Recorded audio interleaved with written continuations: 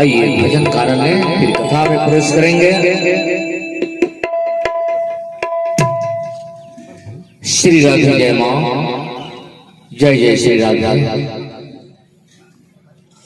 जब तक है जीवन फुर्सत न होगी काम से,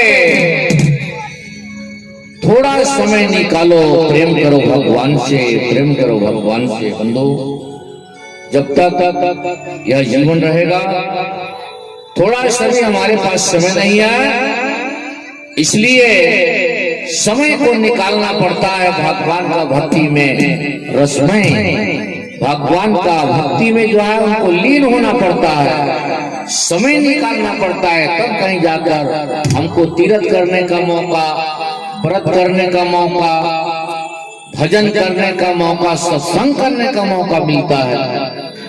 इसलिए सभी समय का ध्यान दे। आइए भजन गाना, फिर कथा में भगवान से भक्त क्या कहता है। आइए भजन गाते गाते हमको पता चलेगा कि भजन किस मार्ग पर आपको ले जा रहा है। आनंद उठाइए सभी लोग। मैली चादर ओढ़ के कैसे द्वार तुम्हारे आऊं, भजन का बोल है। सुंदर भजन का जो बोला है संगीत टीम साथ सजाए। बोलिए भागवत भगवान की,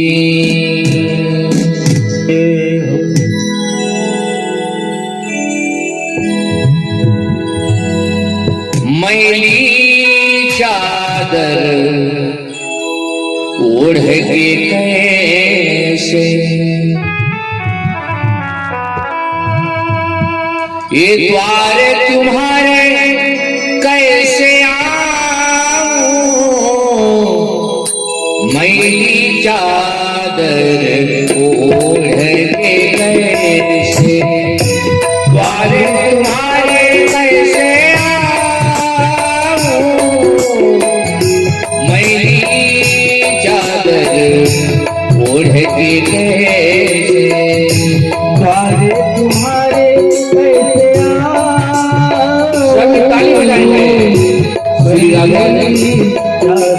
हरिओम। तुम्हारे कैसे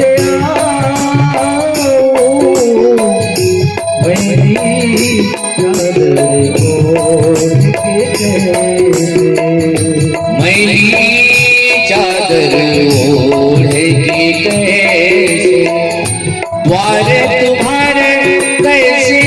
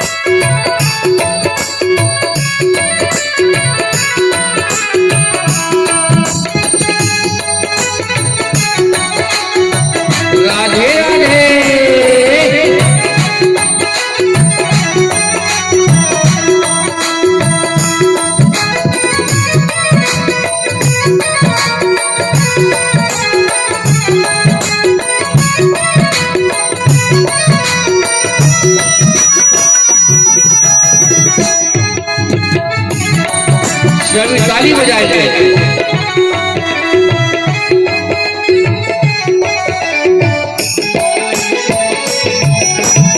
भगवान कहते हैं भक्त से तुमने मुझी को जग में भेजा देकर निर्मल काया।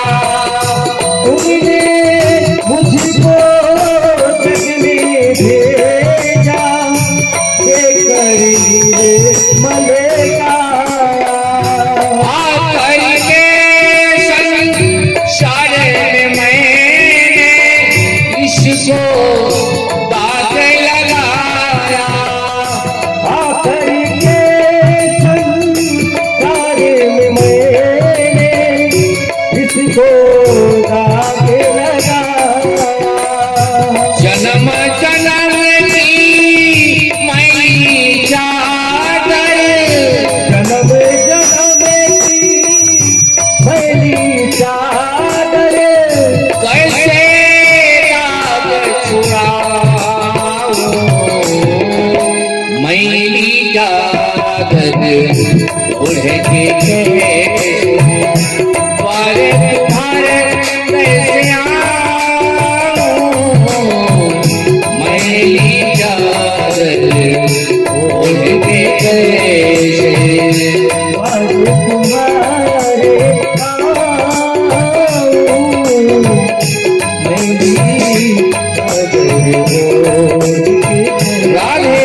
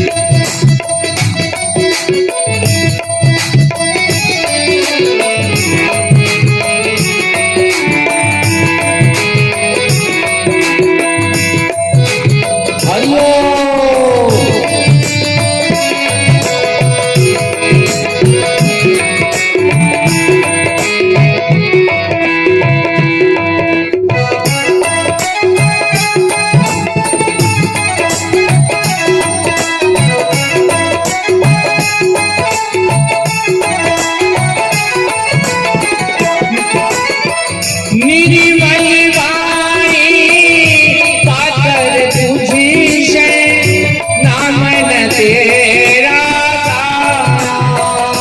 निर्मल वाणी पाकर तुमसे नाम न तेरा गाया।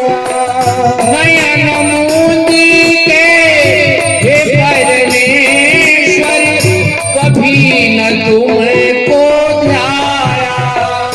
नयन मूंगे के हे परमेश्वरी कभी न तुमको ध्याया।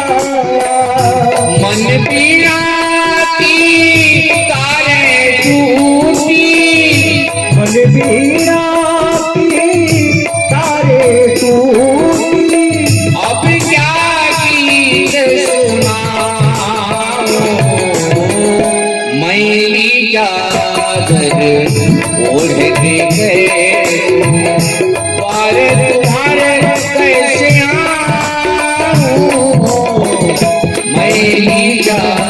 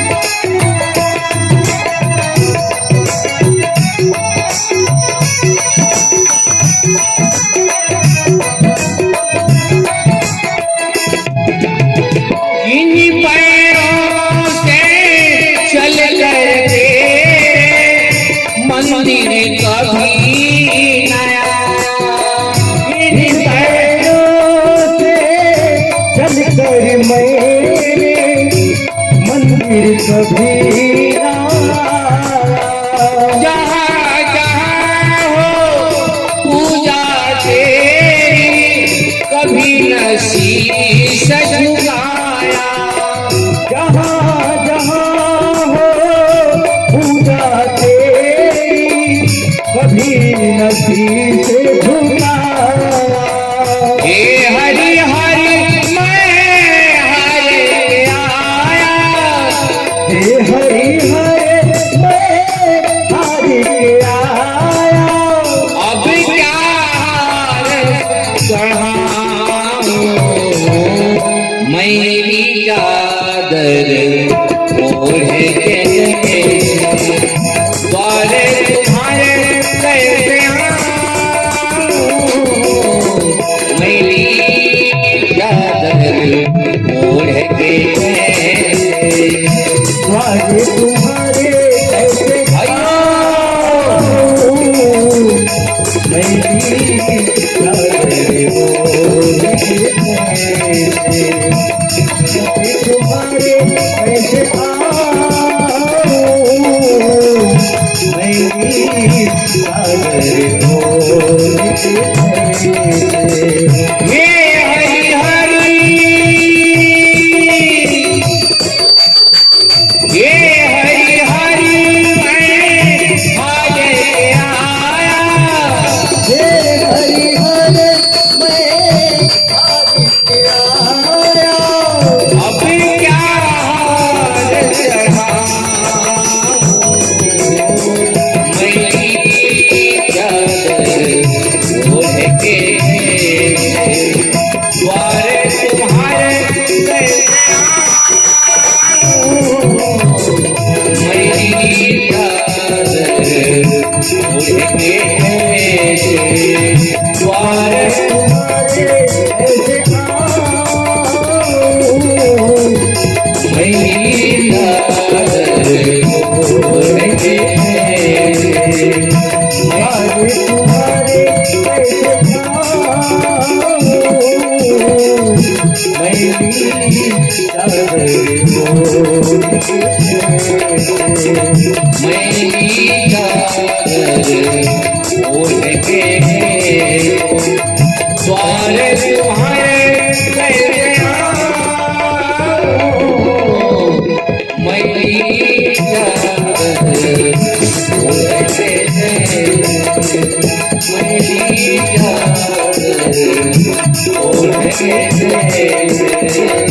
मेरी चादर ओढ़ के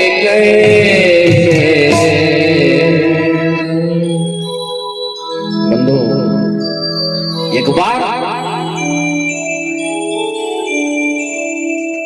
सभी लोग मिलकर गंगा यात्रा कर रहे थे। ध्यान से सुनेंगे, हमारे आज तो कांति देवी के द्वारा सुंदर कथा होगा। एक छोटा सा वृत्तांत है। गंगा स्नान करने के लिए बहुत लोग जा रहे थे, तो बट वृक्ष के नीचे पार्वती जी और भगवान शंकर बैठे थे। पार्वती जी कहते हैं पतिदेव, ये आज इतने जो भीड़ भाड़ जो जा रहे हैं, कहाँ जा रहे हैं? बोले शंकर भगवान कह रहे हैं कि देखो प्रिय, ये तो अपने दिमाग से सभी लोग जा रहे हैं गंगा स्नान करने के लिए। बोले पार्वती जी कह रहे हैं पति तो इतने ही लोग जा रहे हैं गंगा स्नान कर रहे हैं। बोले नहीं नहीं, इसमें केवल एक ही गंगा स्नान करेगा, बाकी आडर पर देखने के लिए जा रहे हैं। गंगा मैया कभी गए थे नहीं, कुछ सोच रहे हैं, कोई किसी का कोई पैसा का ताकत है, किसी को सोच रहे हैं वहां कम से कम देख तो आए कैसा है गंगा माँ, और कुछ इधर उधर घूम घाम कर समय व्यतीत करने के लिए जाना है। इतने ही भीड़ भाड़ में, इतने ही जो भीड़ भाड़ जो जा रहे हैं पार्वती, एक आदमी गंगा स्नान करेगा इसमें। बोली ये कैसे, ये कैसे एक आदमी करेगा? इतने तो पूरे गांव के कई कई बस यात्री बुक करके जा रहे हैं सभी लोग, और एक आदमी आप कह रहे हैं तो बड़ा चल। बोले चलो देखो, और भगवान भोलेनाथ जी एकदम सियाना बन गए। एकदम सियाना अवस्था, पूरे शरीर में घाव ही घाव, उनका रक्त बह रहा है, कितने मक्खियां बैठी हुई उनके शरीर में। और पार्वती जी को सुंदरी बना दी, 25 वर्ष की सुंदरी कन्या। बोले देखना कितने लोग गंगा स्नान करने के लिए जा रहे हैं, अभी पता चल जाएगा तुमको। क्योंकि शिव पार्वती को गंगा स्नान करने में थोड़ा सा ही बाकी था, वहां पहुंचने में थोड़ा सा ही समय, थोड़ा लंबा समय, थोड़ा सा समय बाकी था।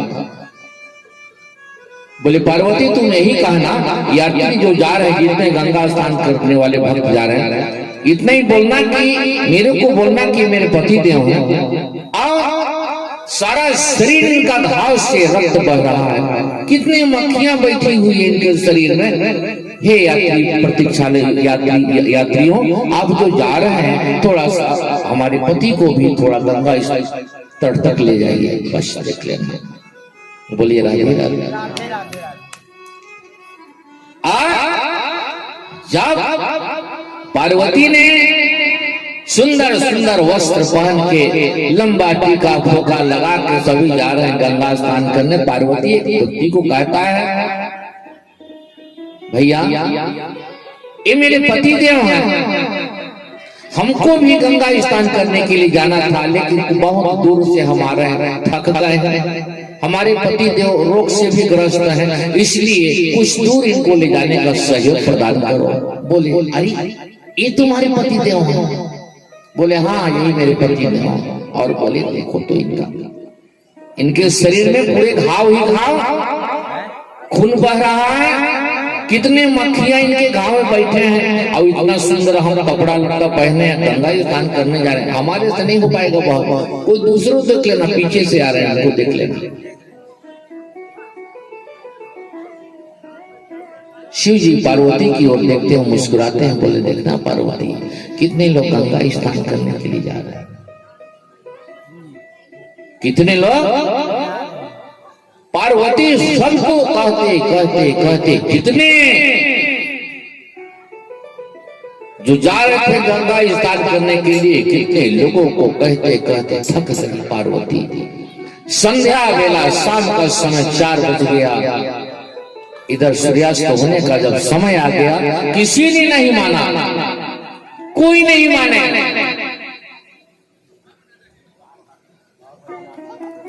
बोले देखो एक गंगा स्नान, एक व्यक्ति पीछे से आ रहा था, पूरन राम जैसे भगत, बताइए दादी, एक व्यक्ति पीछे से आ रहा था, और पार्वती जी कहती है भैया अब तो आने वाला कोई नहीं है, और 5 बजे जा रहा है, हमको भी गंगा स्नान करने के लिए जाना था, और ये मेरे पति देव थक गए हैं, काफी रोग से पीड़ित हैं, इसलिए हे भैया मेरे पति को भी आप साथ में कम से कम ले जाइए, हम लोग भी कम से कम गंगा स्नान कर लें। और वो भक्त जो परम भक्त, हृदय का भोला भाला था, हृदय का खुला दरवाजा, जरा सभी कोई पर्दा नहीं बंधु, भक्त और भगवान माता और पिता गुरु के सामने कोई पर्दा नहीं।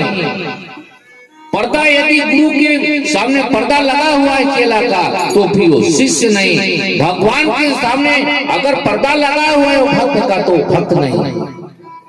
और आज सुंदर वो भगवान भोलेनाथ को जैसे कि बोरी को लादते हैं कुंटल पीछे साइड में, उसी प्रकार वो खवहा भगवान भोलेनाथ जी को, जिनके शरीर में मक्खी बैठा हुआ है, सेंट आ रहा है, बदबू आ रहा है उनके शरीर को, भगवान भोलेनाथ का, उनके शरीरों को पीछे तरफ लाद करो। भक्त बोला कि चलो कम से कम हमारा सेवा भी हो जाएगा। अब गंगा स्नान करना है तो वहां तो साफ सफाई में हो ही जाऊंगा।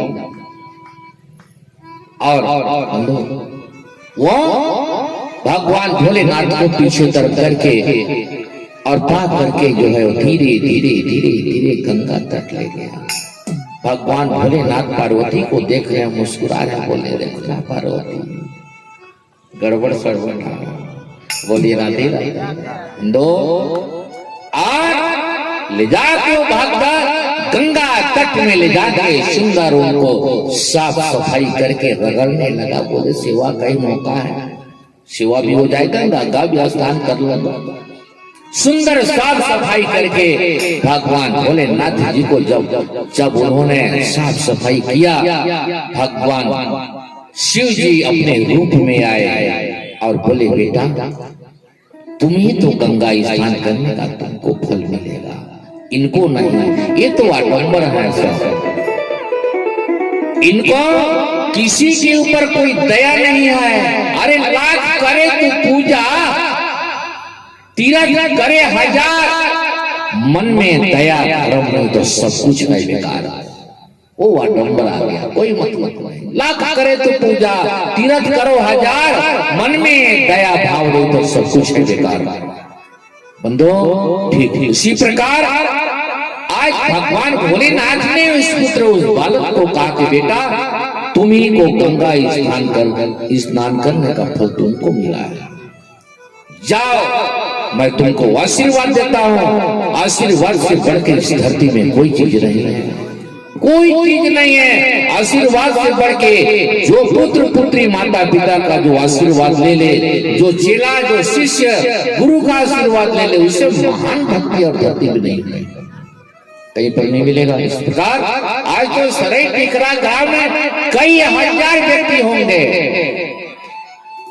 किसी को कोई काम से फुर्सत नहीं, कोई काम से फुर्सत नहीं। काम से फुर्सत कब होगा? 4 लोग इस दिन दो लेंगे बांस की पलंग में। राम नाम सत्य है, सबका यही गत है, उसी दिन उसको फुर्सत होगा। इसलिए ध्यान से कथा को मन लगाकर सबो, दोनों टाइम का कथा को पान करो, उसको पियो और अपने जीवन को संवारो, अपने जिंदगी को संवारो।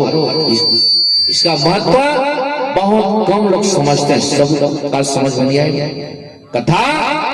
कथा सुनना, सत्संग सुनना, तीर्थ करना, व्रत करना, मंदिर बनवाना, गुरु ब्राह्मणों को दान लुटाना, ये छोटा मोटा ये प्राणियों का काम नहीं है। जिसका महान आत्मा हो वो दान लुटाए, जिसका महान आत्मा हो वो तीर्थ करे, जिसका महान आत्मा हो जो दूसरों का उपकार करे, जिसका महान आत्मा हो वो तीर्थ व्रत इत्यादि करे। बंधु आज इसलिए हम चाहते हैं कि भारी से भारी संख्या में आए आप लोग, आइए और सुंदर भगवान का कथा का रसपान कीजिए। हमारी बीच में गांधी दीदी का भी कथा कहने का समय है, हमारा सायंकाल का कथा होता है। बोलिए वृंदावन बिहारी लाल की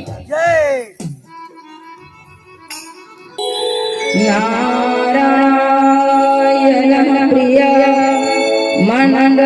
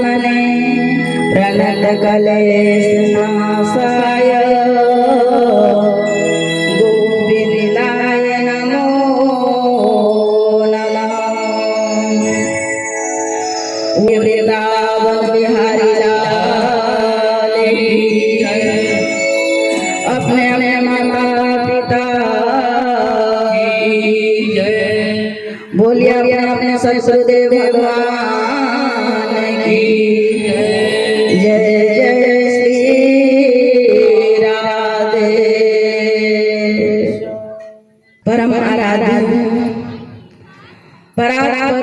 परमेश्वर अखिल ब्रह्मांड के नायक जगत नियंता पालन करता संहार करता भगवान श्री कृष्ण की वाणी प्रतिमूर्ति श्रीमद् भागवत महापुराण को नमन वंदन करते हुए व्यासपीठ पर विराजमान पूज्य महाराज जी के चरणों को प्रणाम करते हुए इस सत्संग सभा में उपस्थित परम आदरणीय पिता तुल्य बुजुर्गगण, भैया भरा चरित्र को चरितार्थ करने वाले नवयुवक बंधुगण, माता सीता सावित्री और अनसुया के चरित्र को सरस अनुसरण करने वाले मेरे श्रद्धामय माताएं बहनें, भविष्य के कर्णधार नन्हे मुन्ने बालक बालिकाएं, मंचाशा संगीतोली बंधुगण, इस सरैया के इस पावन धारा में श्रीमद् भागवत ज्ञान यज्ञ को अनुष्ठान करने वाले हमारे समिति के समस्त पदाधिकारी बंधुगण, आज हम सबों का परम सौभाग्य है हम सभी कोई इस सरैया के पावन धारा में बैठकर भगवान का कथा का रसपान करने के लिए हम सबों का यह समय जो मिला है बड़ा बहुमूल्य समय है। आप सभी कोई अपना गृह कार्य को छोड़कर ऐसे समय में आप सबों का मन लगा है यह आध्यात्मिक के कार्य में, भगवान के कार्य में, ईश्वरीय कार्य में। यही हमारे मानव जीवन का उद्देश्य है। भगवान की अति कृपा से, उनके महान कृपा से हम सबों को यह रतन मिला है, यह मानव जीवन मिला है और यह जीवन का एक ही उद्देश्य है, इसी जीवात्मा को परमात्मा के साथ जोड़ना, भगवान का भक्ति करना, भगवान का भजन करना, भगवान का कथा सुनना, यही मानव जीवन का उद्देश्य है। सज्जनों, भोजन पेट भरना और बच्चे को जन्म देना, ये तो सामान्य इस जीवन में, इस धरा में जितने भी प्राणी हैं, जैसे पशु भी अपना पेट भर लेता है, वो भी बच्चे को जन्म देता है, लेकिन यह मानव जीवन उस जीवन से भिन्न है। इस जीवन में ज्ञान है, इस जीवन में विवेक है। हम अपने ज्ञान के द्वारा, विवेक के द्वारा क्या इस संसार में करना चाहिए और क्या नहीं करना चाहिए, यह और केवल इस मनुष्य तन से ही हम प्राप्त कर सकते हैं और किसी योनि से, किसी भी जीव से हम ऐसा अनुभव नहीं कर सकते हैं। सज्जनों, इसलिए इस मानव जीवन का गुणगान तो देवता भी करते हैं और वो भी तरसते हैं कि काश हमें मनुष्य तन मिलता तो हम भी भगवान का भजन करते।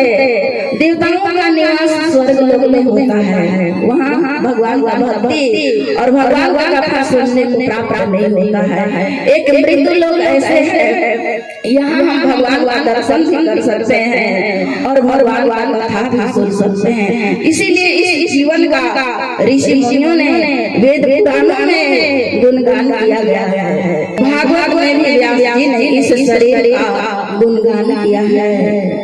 व्यास जी कहते हैं मनुष्यों बहुत बड़ा उनका भाग्य होता है, तब मनुष्य तन को मिलता है।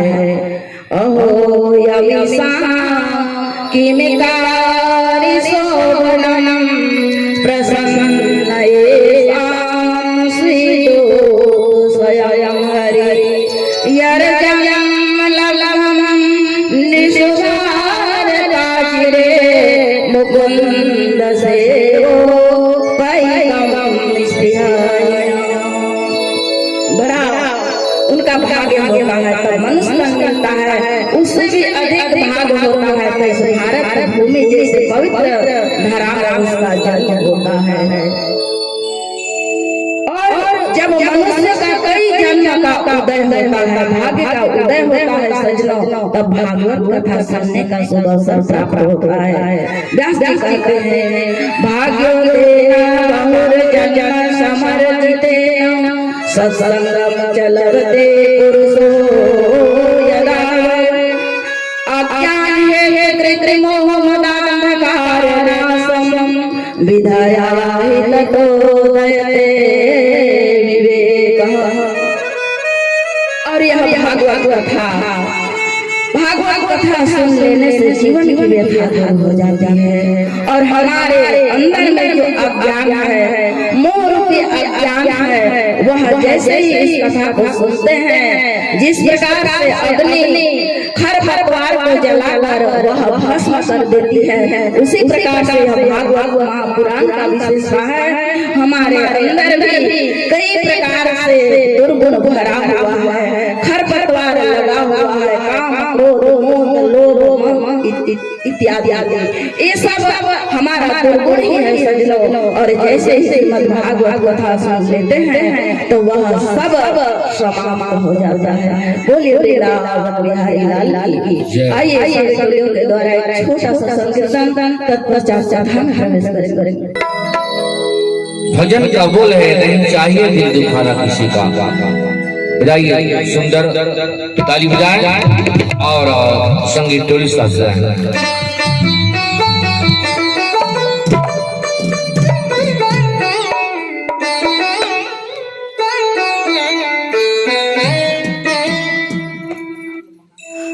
श्री राधा। आइए सुंदर समय। अरे नहीं चाहिए दिल दुखाना किसी का, सदा न रहा है सदा न रहेगा हर जमाना किसी का।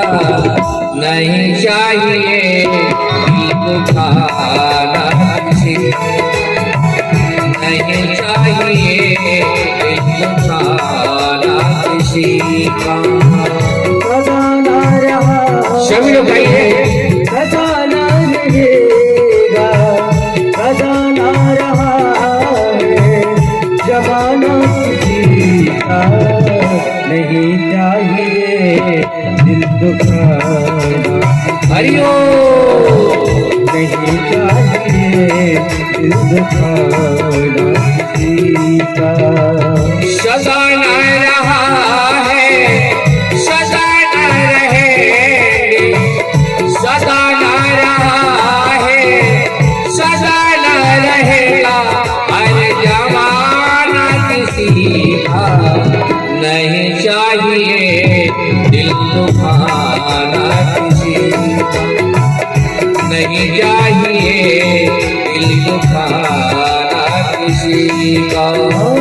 थोड़ा चाहिए दिल दुखाना किसी का, नहीं चाहिए दिल दुखाना। राधे बजाइए ताली।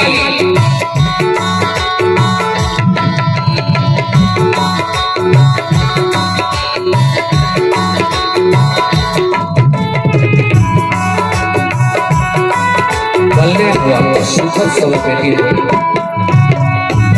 सदो हनुमान जी आपका अच्छा प्रयास है।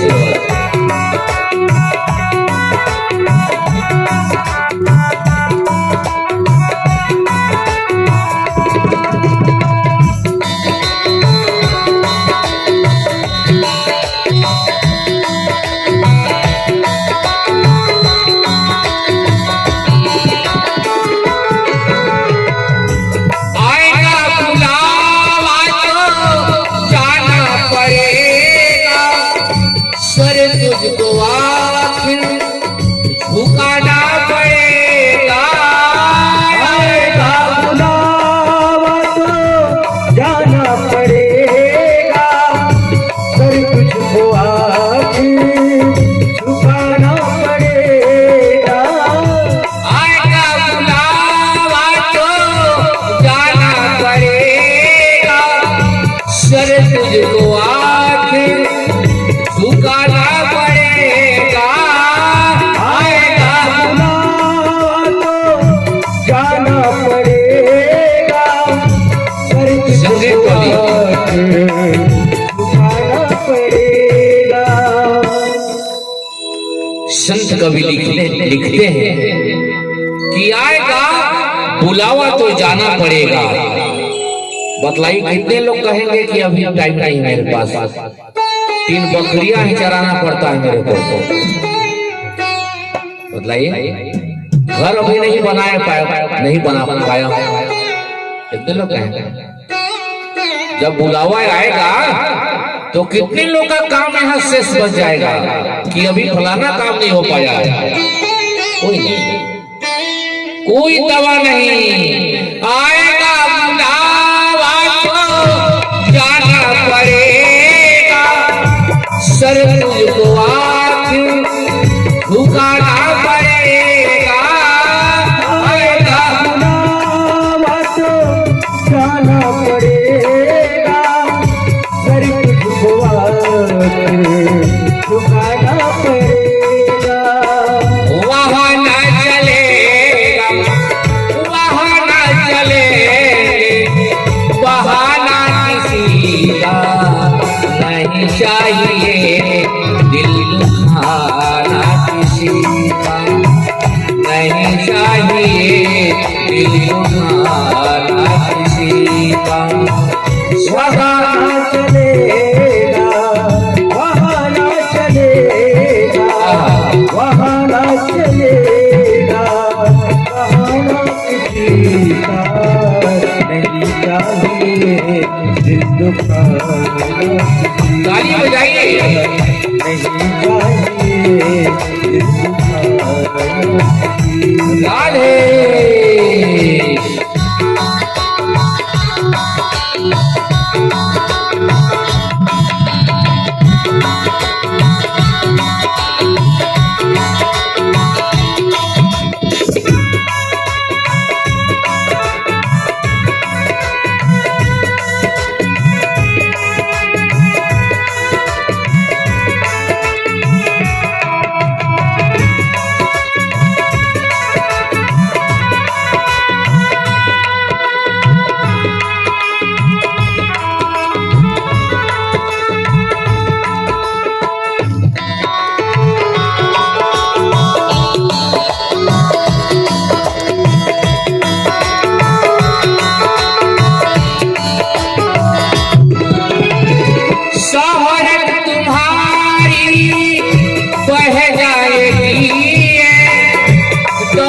यहीं पर रह जाएगी ये शोहरत तुम्हारी बह जाएगी, दौलत यहीं पर रह जाएगी।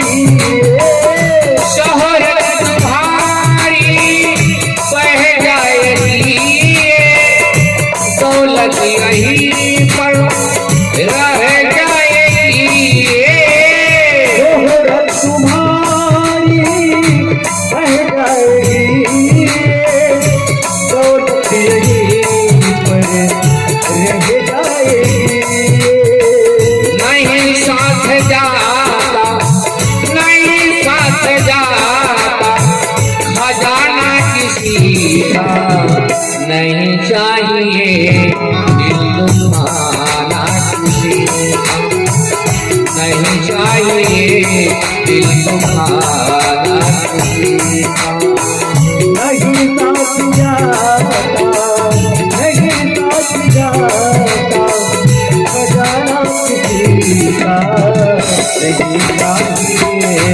दिल दुखाना किसी का नहीं चाहिए। दिल दुखाना राधे।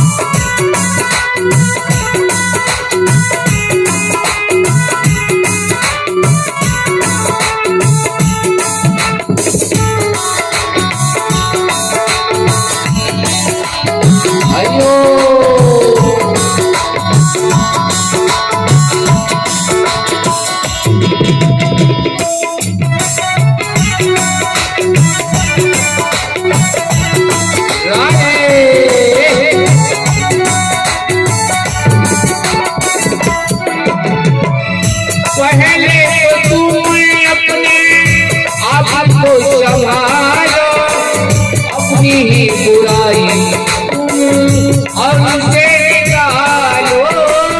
पहले तो आपको संभालो, अपने दुख को बुराई और निकालो। बुरा है बुरा जग में, बुरा है बुरा जग में, बताना किसी का नहीं चाहिए।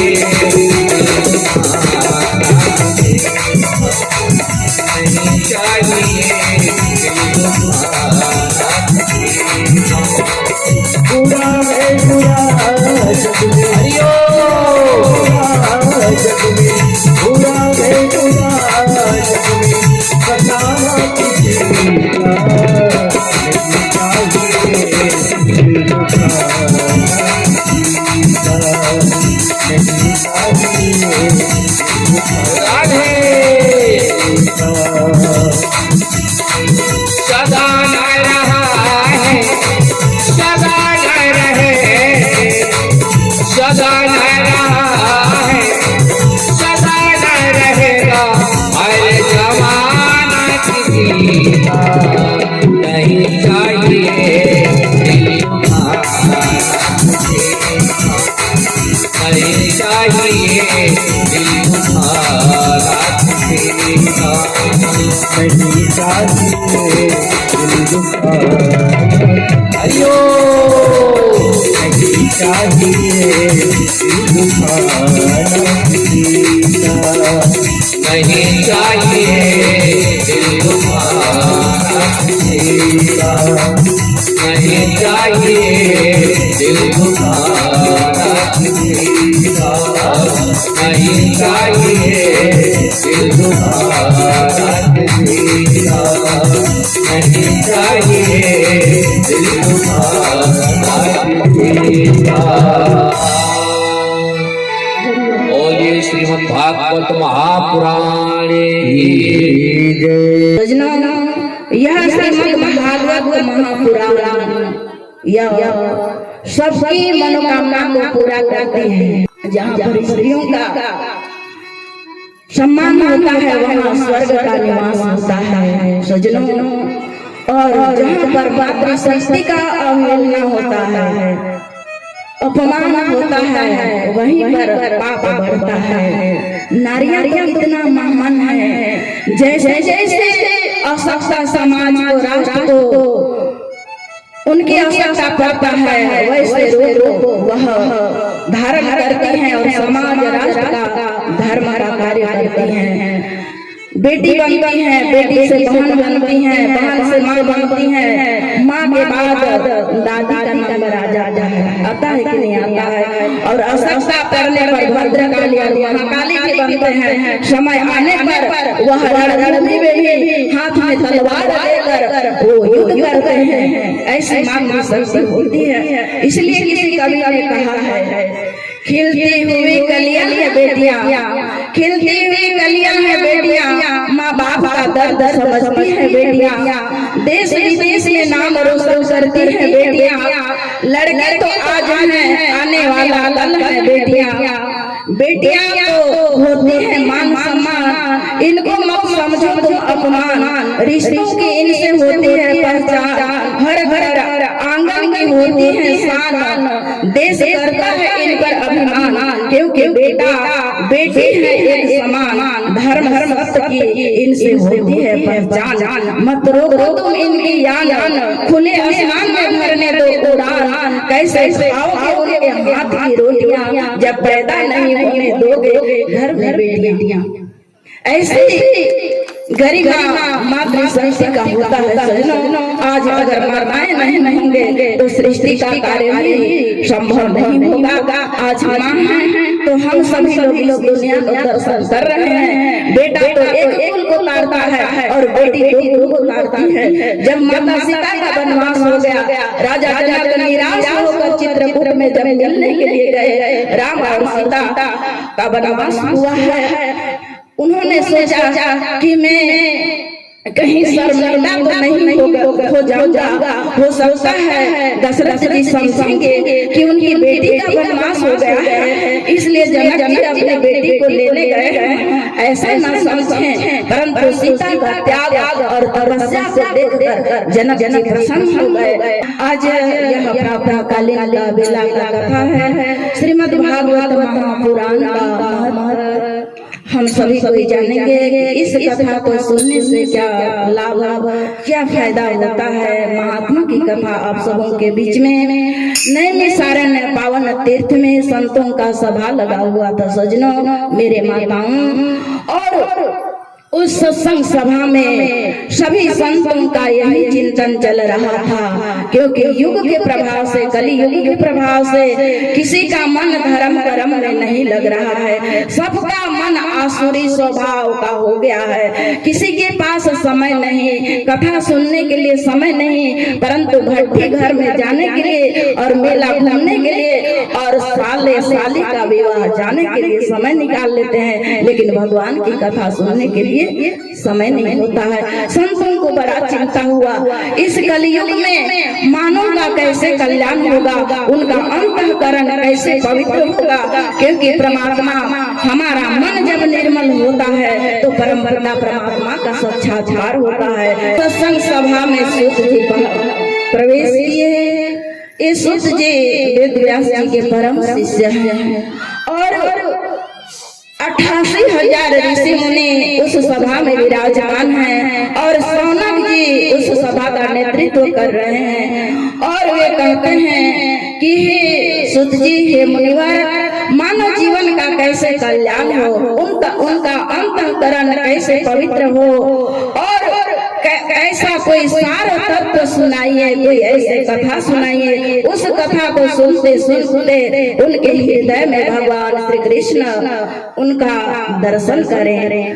तब सूत जी कहते हैं, हे संकादित्य, हे ऋषियों, एक समय की बात है जब नारद जी इस धराधाम में तीर्थ करने के लिए इस भूमंडल में आए और नारद जी इस पृथ्वी का बहुत ही गुणगान यश कीर्ति स्वर्ग लोक में सुन रहे थे कि भारत जैसे पवित्र देश में भगवान राम का जन्म हुआ, भगवान श्री कृष्ण का जन्म हुआ और इसी भूमि पर बड़े बड़े ऋषि महात्माओं का जन्म हुआ और उनके कारण आज भारत का गरिमा, धर्म, संस्कृति इस देश का रक्षा किया है। वह पवित्र देश, वह भूमि कैसा होगा, मैं जाकर कम से कम यात्रा तो करूं, देखूं वहाँ के लोग कैसे कैसे हैं।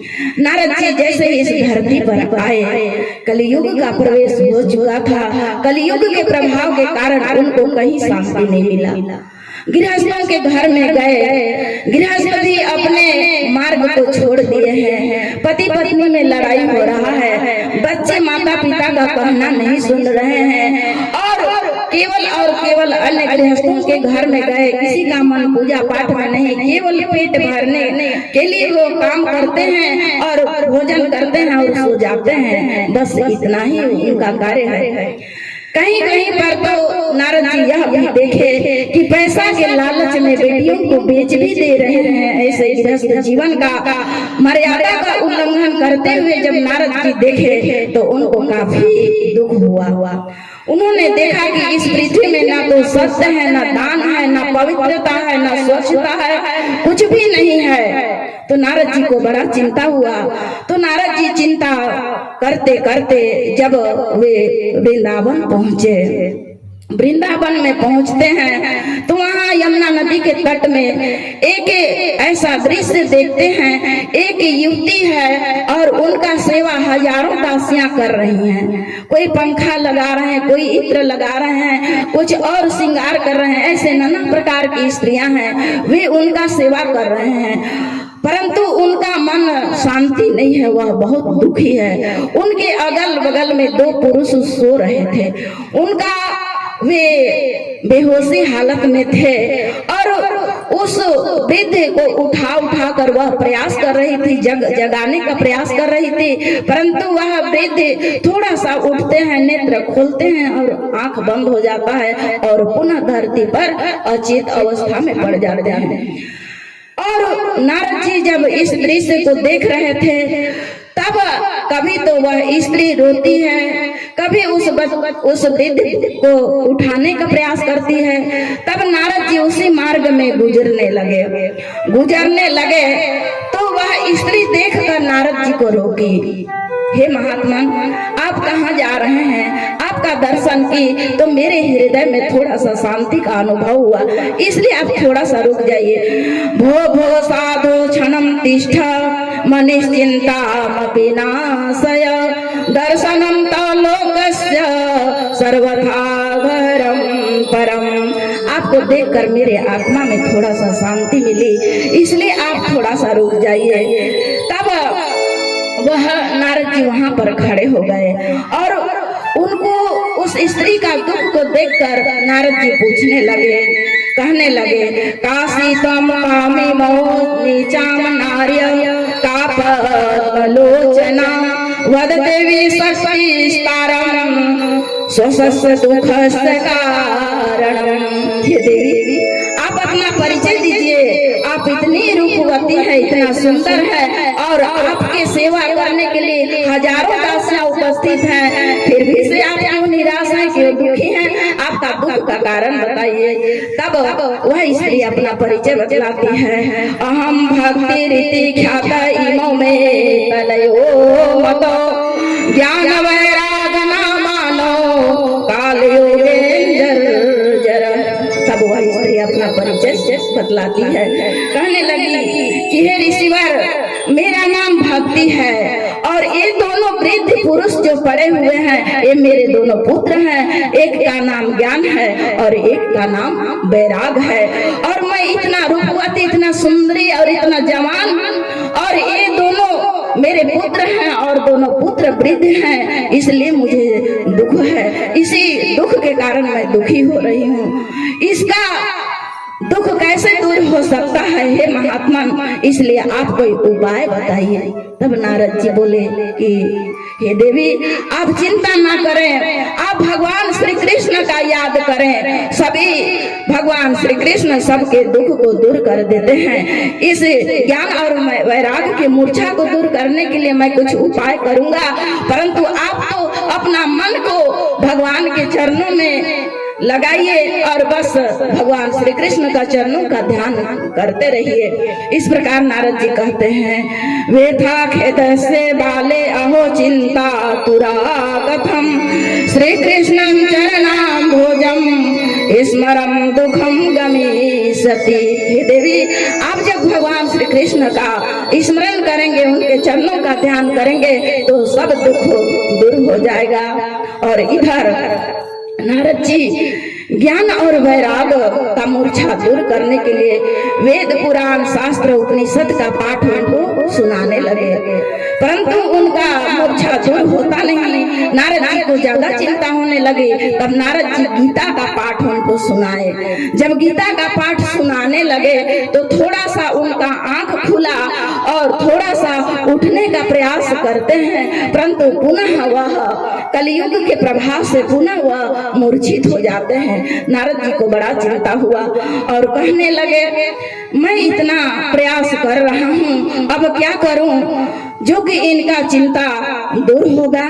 तब बड़े नारद जी चिंतित हो गए। सजनों, जब भक्त चिंता हो जाते हैं तो भगवान दौड़ के आते हैं और कोई ना कोई रूप, कोई ना कोई उपाय उनको बतलाते हैं। तब आकाशवाणी हुआ।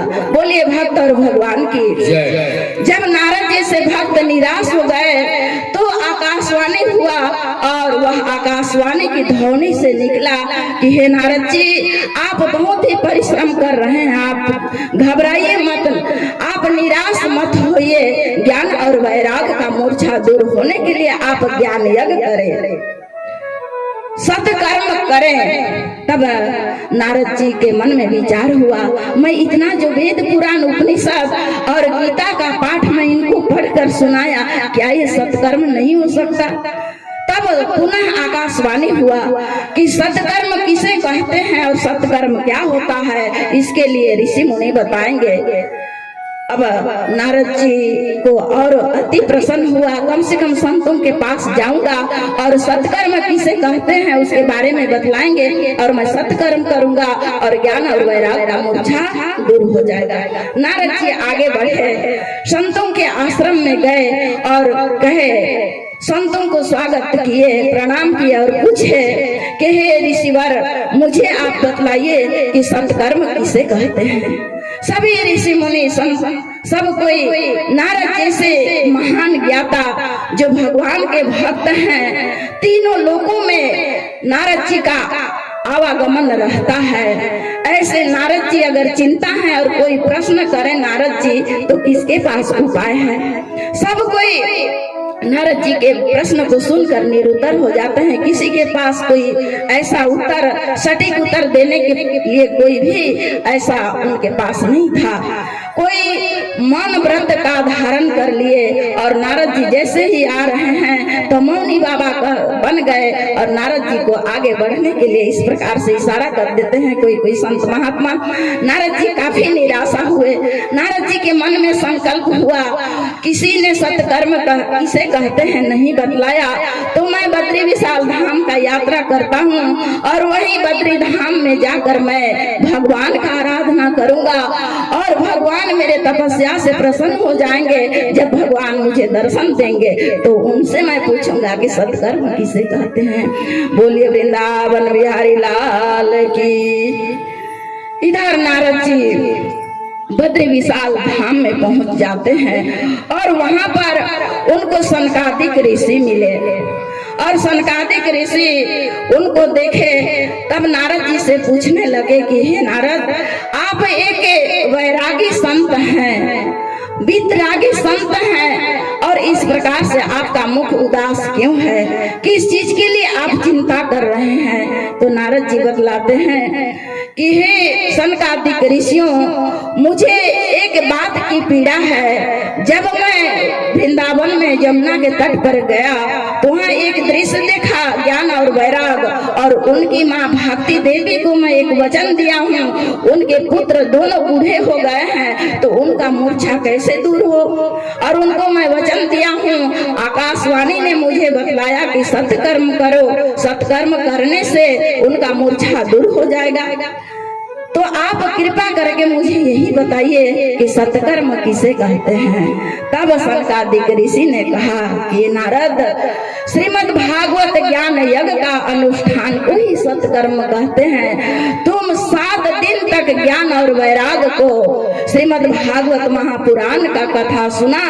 इस कथा को सुनने के बाद ज्ञान और वैराग, इनका बुढ़ापा है वह दूर हो जाएगा और बेहोशी हालत है वह भी सब कुछ दूर हो जाएगा। जिस प्रकार से जंगल में सभी पशुओं का राजा शेर होता है और शेर जब दहाड़ता है तो जंगल में जितने भी पशु रहते हैं शेर के भय से सब कोई भागने लगते हैं, उसी प्रकार से यह इस कलयुग में श्रीमद् भागवत शेरनी के समान है। जहाँ जहाँ भी श्रीमद् भागवत महापुराण का ज्ञान यज्ञ संत महापुरुषों के मुखारविंद से जो सुनेगा तो उनका जीवन धन्य हो जाएगा, कल्याण हो जाएगा और समस्त पाप समाप्त हो जाएगा।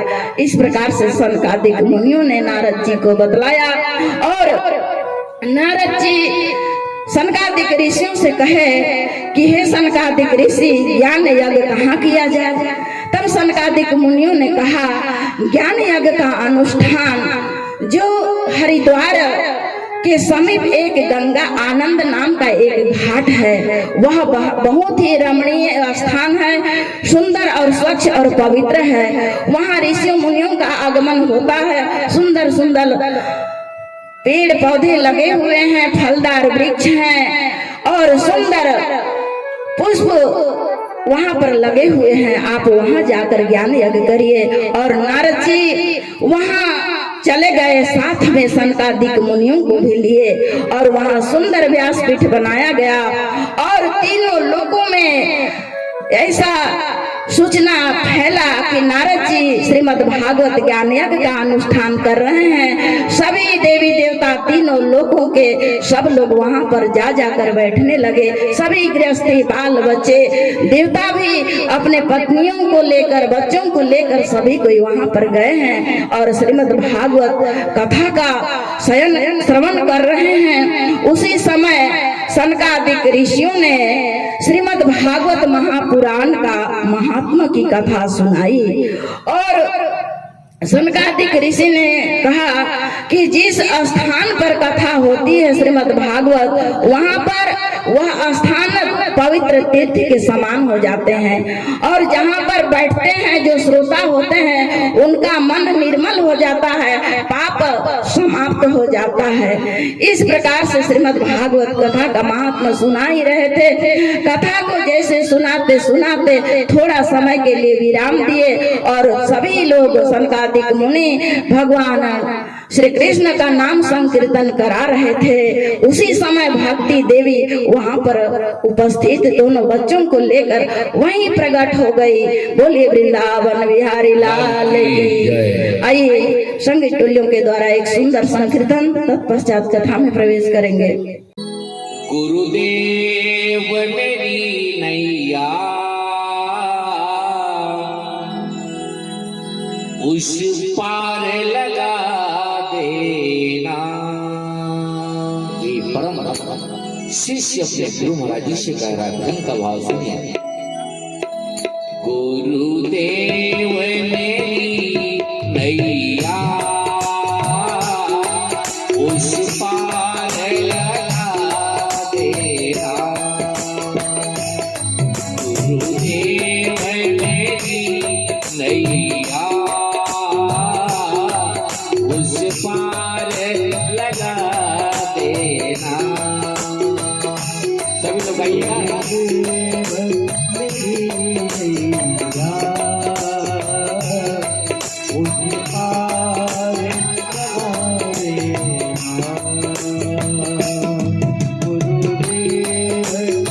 ताली बजाइए।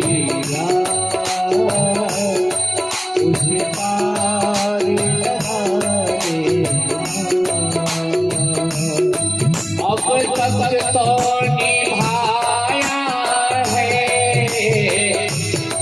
अब तक तो निभाया है, आगे भी निभा देना। गुरुदेव मेरी नैया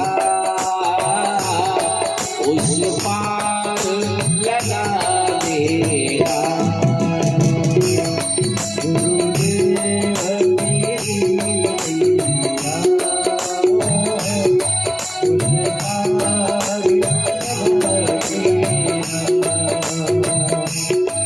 अब तक तो निभाया है,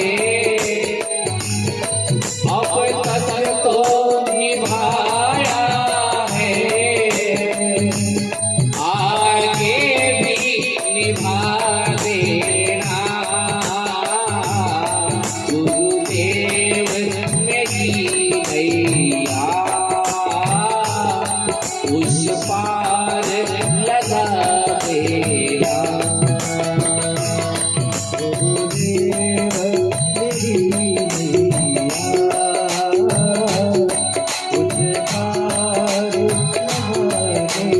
हरिओम।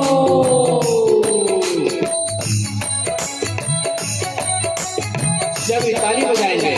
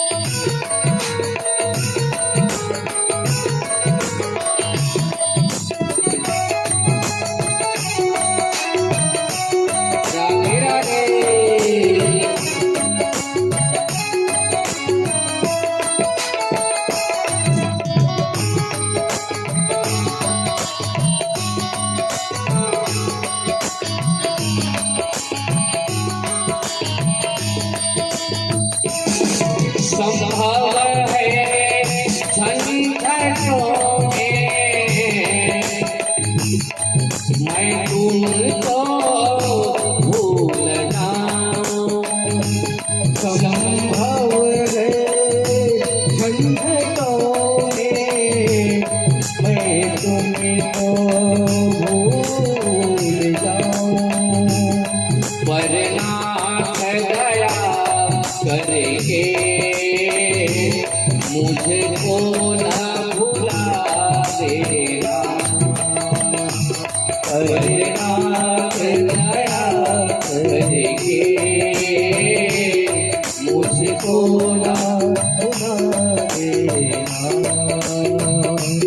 गुरुदेव मेरी नैया उस पार लगा देना। गुरुदेव मेरी नैया उस पार लगा देना। हरिओ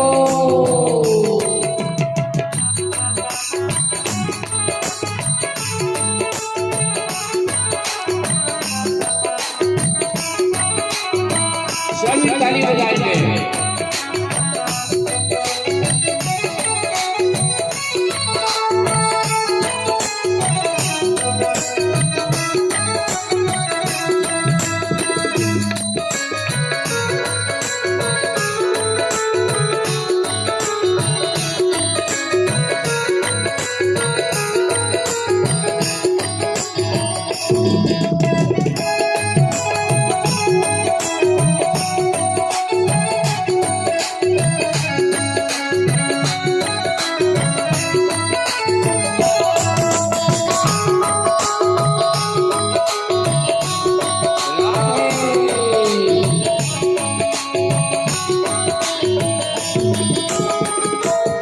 तुम देव मैं पुजारी, तुम्हारी मैं उपासक।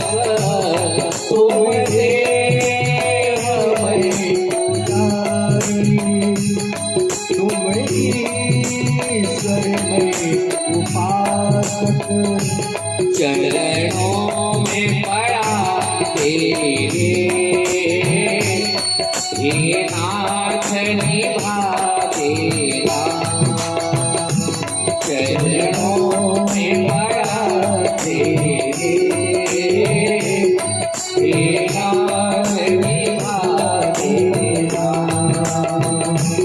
गुरुदेव मेरी नैया उस पार लगा देना।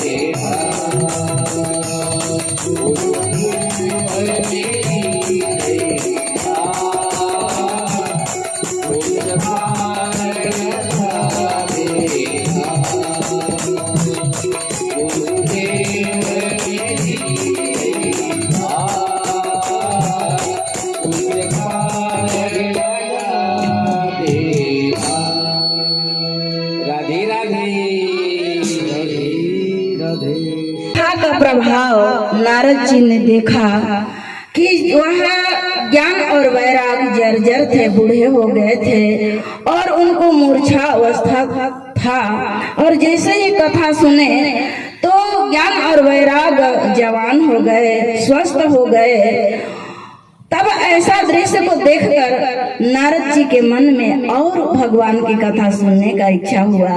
तब नारद जी ने सनकादिक ऋषियों से कहा कि हे सनकादिक मुनियों, मुझे और बतलाइए कि इस भागवत कथा को सुनकर कैसे कैसे लोगों ने अपना जीवन को धन्य और पावन बना लिया, कैसे लोगों की मुक्ति हो गई, और भी आगे आप कथा सुनाइए मुझे। तब सनकादिक ऋषि कहने लगे, ए मानव पाप कृतेस्तु सर्वदा सदा दुराचार रता विमार्गः क्रोधाग्निदग्धा कुटिलाश्च कामिनी सप्ताह यज्ञेन कलो पुनन्ति ते। हे नारद, जिस प्राणी का मन हमेशा पाप कर्म में लगा रहता है, ऐसे तो इस दुनिया में 5 प्रकार के महापाप बतलाए गए हैं। पाप तो नाना प्रकार से होता है, मन से भी होता है और वाणी से भी होता है और देह से भी पाप होता है। पाप अनेक प्रकार, किसी के दिल को हमारे वाणी से दुख हो गया वो भी पाप होता है। नाना प्रकार के पाप होते हैं, परंतु वेद शास्त्र के अनुसार ग्रंथों में 5 पापों का उल्लेख किया गया है। जो व्यक्ति 5 पाप को निरंतर करते हैं वह व्यक्ति भी भागवत कथा को सुनकर उनका जीवन धन्य हो जाता है। वह 5 कौन सा पाप है? सनकादिक ऋषि कहते हैं, जो मदिरा पान करता है पहला, दूसरा जो ब्रह्म हत्या करता है, तीसरा सुवर्ण की चोरी करता है, गुरु स्त्री गमन करता है और विश्वासघात, ये 5 महापाप हैं। इस 5 महापाप को जो व्यक्ति निरंतर वह करते रहता है, वैसे व्यक्ति भी इस पावन कथा को सुनकर उसका जीवन धन्य हो जाता है। अब मैं आपको एक इतिहास सुनाता हूँ। सज्जनों, इतिहास किसे कहते हैं? जो बीती हुई सत्य घटना को ही इतिहास कहते हैं। बोलिए वृंदावन बिहारी लाल की जय। तो सनकादिक ऋषि नारद जी को कहने लगे, तुंगभद्रा तटे पूर्वकं भूत पतन मुमं तया यत्र वर्णा स्वधर्मणि सत्य सत्य कर्म तत्परा आत्मदेव पुरे तस्मिन् सर्ववेद विशारदा श्रोते स्मार्ते सुनिष्णान्तो दुर्दैव भास्करः। सनकादिक बोले, हे नारद जी, तुंगभद्रा नदी के तट पर एक अनुपम नगर था और उस नगर में आत्मदेव नामक एक ब्राह्मण रहते थे। वह ब्राह्मण बड़ा ही विद्वान थे, उनका ज्ञान सूर्य के किरण के समान था और वे धनी थे, परंतु भिक्षा मांग मांग कर अपना जीवन यापन करते थे। क्योंकि जो विद्वान लोग होते हैं वो भिक्षा मांगकर ही भोजन प्राप्त करते हैं। तो इस प्रकार से वह आत्मदेव ब्राह्मण थे। उनकी एक स्त्री थी जिसका नाम था श्रीमती धुंधली देवी। रूप से तो बहुत सुंदर थी, परंतु उनका स्वभाव अच्छा नहीं था। उनका वाणी बड़ा ही कर्कशा था और ईर्ष्यालु थी और झगड़ालू थी। किसी से लड़ाई किए बिना उसको शांति नहीं मिलता था और उनके घर में संतान भी नहीं थे। आत्मदेव बड़ा वे दुखी होते थे, परंतु चिंता की तो यह बात है, एक विडंबना, उनके घर में पुत्र नहीं थे। आत्मदेव ब्राह्मण को तो बहुत चिंता होता था, परंतु उसकी पत्नी श्रीमती धुंधली देवी को कोई चिंता नहीं, वह आनंद से रहती थी। समय बीता, कुछ समय बीतने के बाद आत्मदेव ब्राह्मण को बड़ा चिंता हुआ।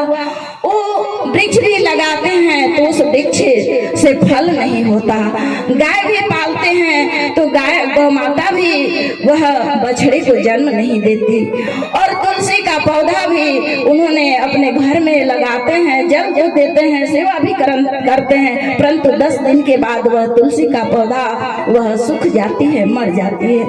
इस प्रकार से आत्मदेव को बड़ा ग्लानि हुआ। जब आत्मदेव अपना दुख का कारण अपने आसपास के लोगों को सुनाते, तब वो लोग उनके दुख को और बढ़ा देते हैं। आत्मदेव कहते हैं कि मैं तुलसी का वृक्ष लगाता हूँ और सेवा करता हूँ, परंतु 10 दिन के बाद वह वृक्ष मर जाता है, क्या बात है?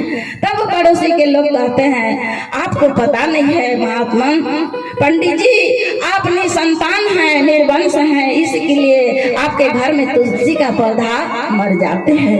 इस प्रकार कहते हैं तो आत्मदेव ब्राह्मण को और दुख होने लगा और पुत्र प्राप्त करने के लिए नाना प्रकार का जो कर्म करते हैं वे किए। आधा धन समाप्त हो गया, फिर भी से उनके घर में एक पुत्र नहीं हुए। तब आत्मदेव अपने मन में विचार किया कि जिस घर में पुत्र नहीं, जिस गृहस्थ जीवन में पुत्र नहीं, तो जीने का कोई अधिकार नहीं है। अगर जिस घर में बहुत धन है और उस घर में खाने वाला कोई नहीं, इंसान नहीं है, तो क्या वह घर, उस घर में रहने वाले माता पिता को अच्छा लगेगा? माता पिता पुत्र के लिए अपने बेटा अपने बेटियों के लिए धन संचित करते हैं, और कुछ जो ज्ञानी होते हैं परमार्थ के लिए वो धन संचय करते हैं। इस प्रकार से आत्मदेव को बड़ा ग्लानि हुआ और वे विचार किए मन में, अब मैं क्या रहना, इसलिए आत्महत्या करने के लिए आत्मदेव जंगल की ओर निकल पड़े।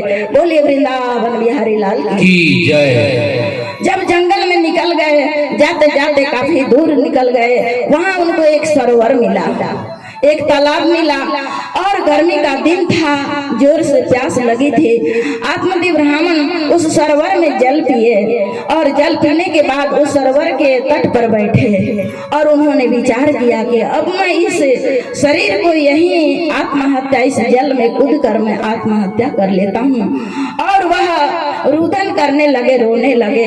उसी समय एक सन्यासी वहां पर गुजर रहे थे और वह सन्यासी आत्मदेव ब्राह्मण को देखे और उनको बड़ा दया आई, क्योंकि संत तो दूसरों को सुख देने के लिए उनका जीवन होता है। इसीलिए संतों ने कहा है, परहित सरीस धर्म नहीं भाई और पर पीड़ा सम नहीं अधमाई। सन्यासी को बड़ा दया आई और सन्यासी ने पूछा, वह आत्मदेव ब्राह्मण से उन्होंने पूछा, कथम रोदेसी विप्र त्वं काते चिंता बलिर्यसि वदतं सत्वरम ह्यम स्वस्य दुख से कारण। हे महात्मा, आप किस लिए रो रहे हैं? आपका रोने का कारण बतलाइए।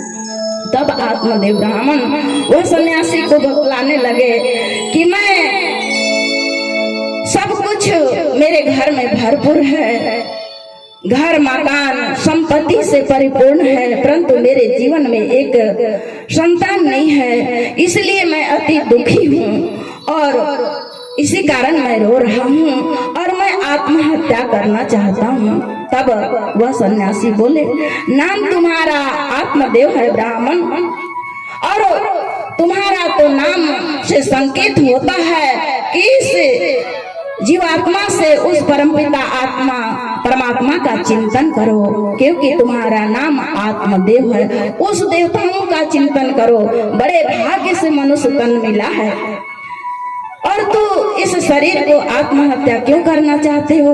और अगर रही बात की पुत्र प्राप्ति के लिए, तो आज राजा सगर के 60,000 पुत्र थे, परंतु राजा सगर को पुत्र का सुख नहीं मिला।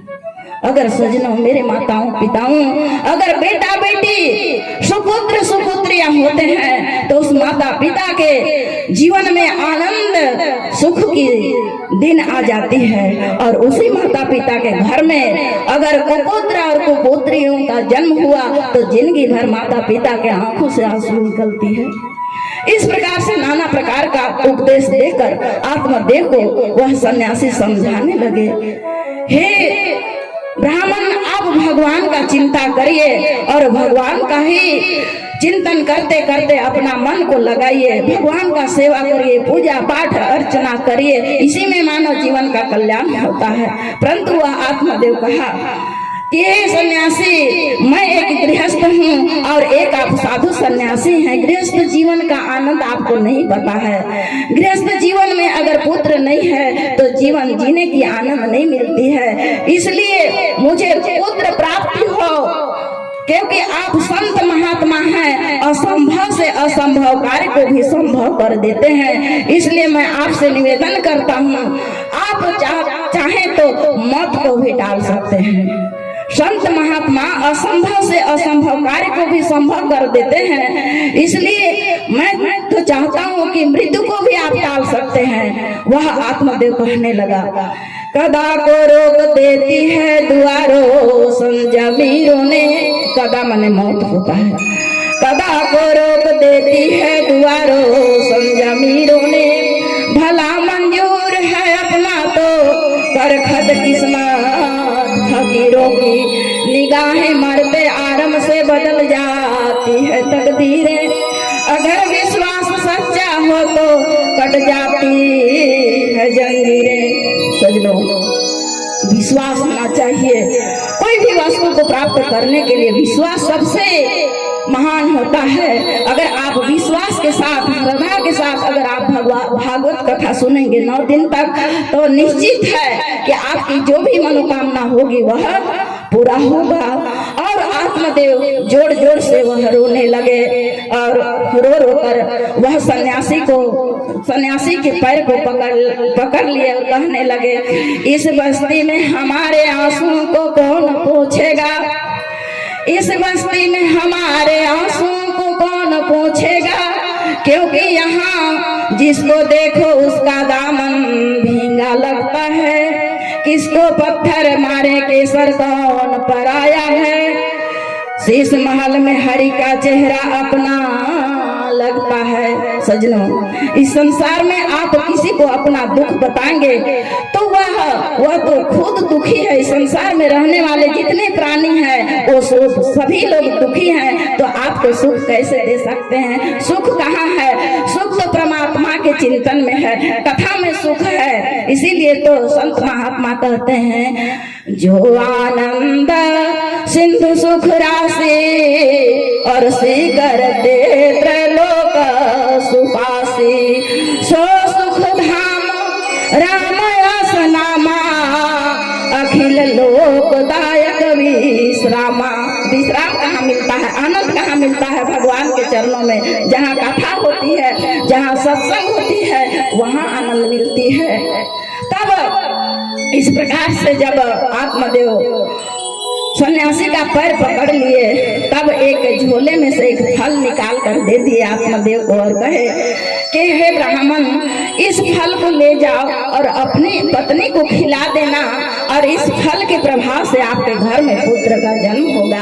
बोलिए वृंदावन बिहारी लाल की जय। उस फल को लेकर आत्मदेव गए और अपनी पत्नी श्रीमती धुंधली देवी को खिलाने के लिए, खाने के लिए बोले। और जैसे उस फल को ले जाकर धुंधली को दिए तो वह धुंधली के मन में तर्क उठने लगा। वो सोचने लगी, इस दुनिया में न जाने कितने लोग निसंतान हैं।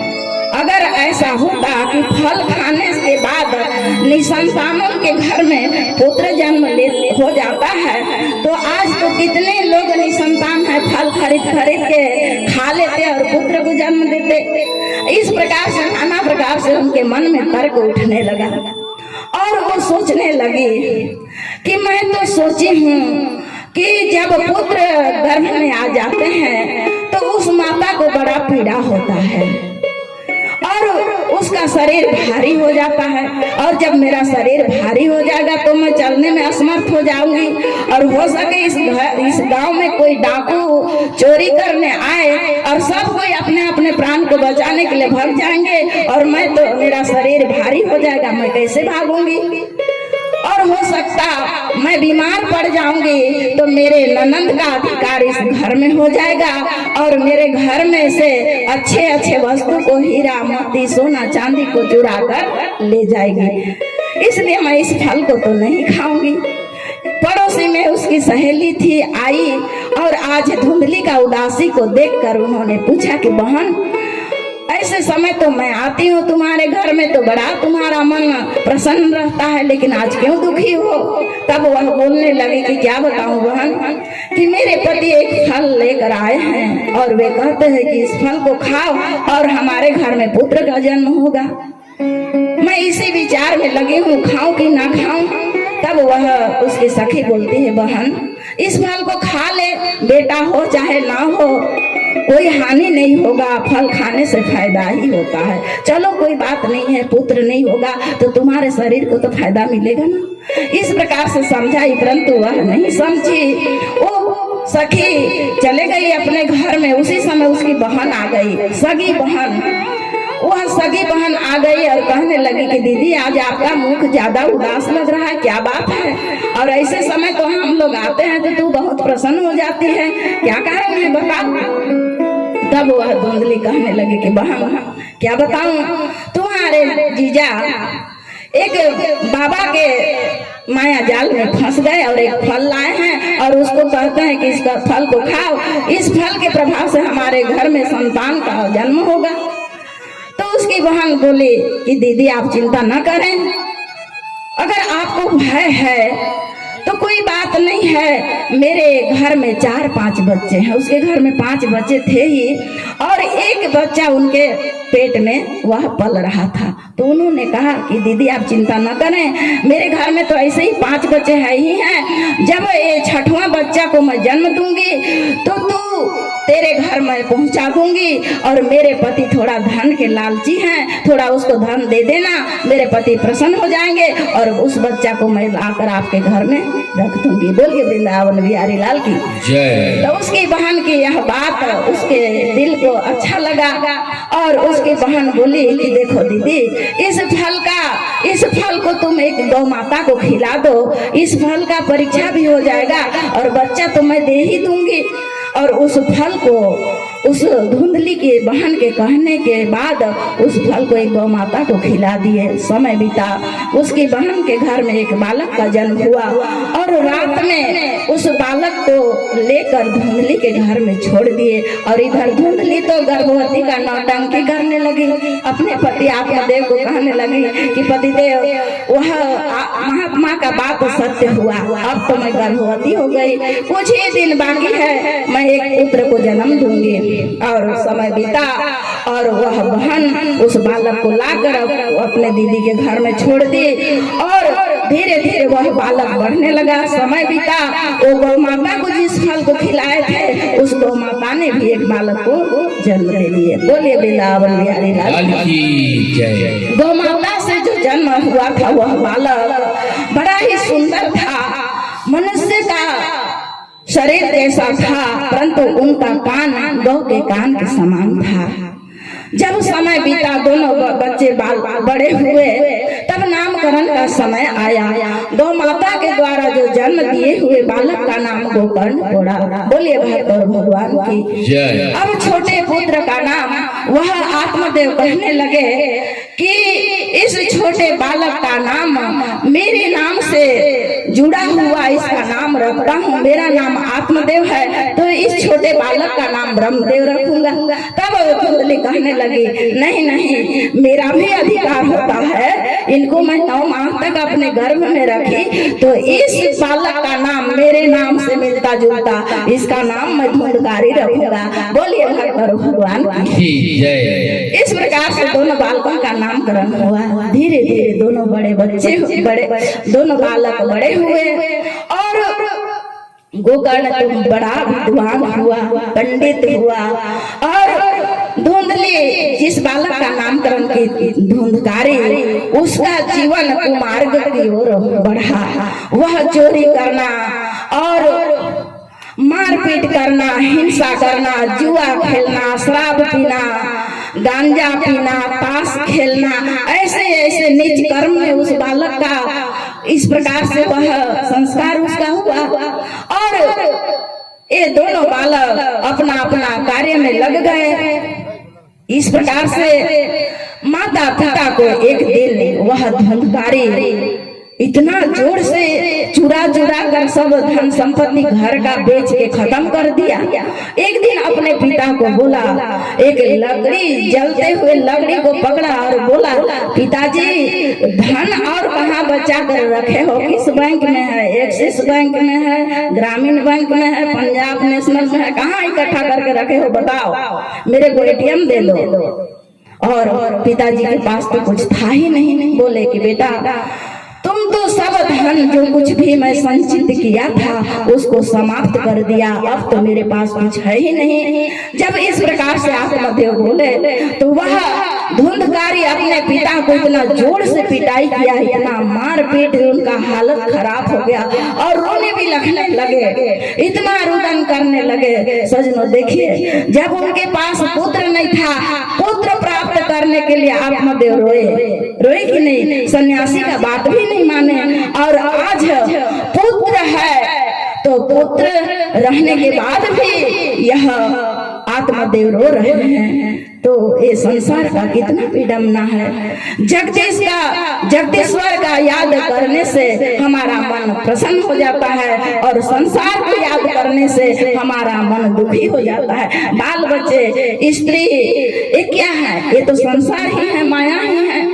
आज आत्मदेव रोने लगा। गोकर्ण आए और समझाए, पिताजी आप चिंता मत करिए, ये जितने भी संसार देख रहे हैं ये अपने नहीं है, सब कोई पराये हैं। सब लोग स्वार्थ के लिए प्रेम करते हैं। एक स्त्री भी पति से प्रेम करती है तो स्वार्थ के लिए प्रेम करती है, एक बेटा भी बाप से प्रेम करता है तो स्वार्थ के लिए प्रेम करता है। इसीलिए संत कहते हैं, सुर नर मुनि सब हरिति स्वार्थ लाई करई सब प्रीति।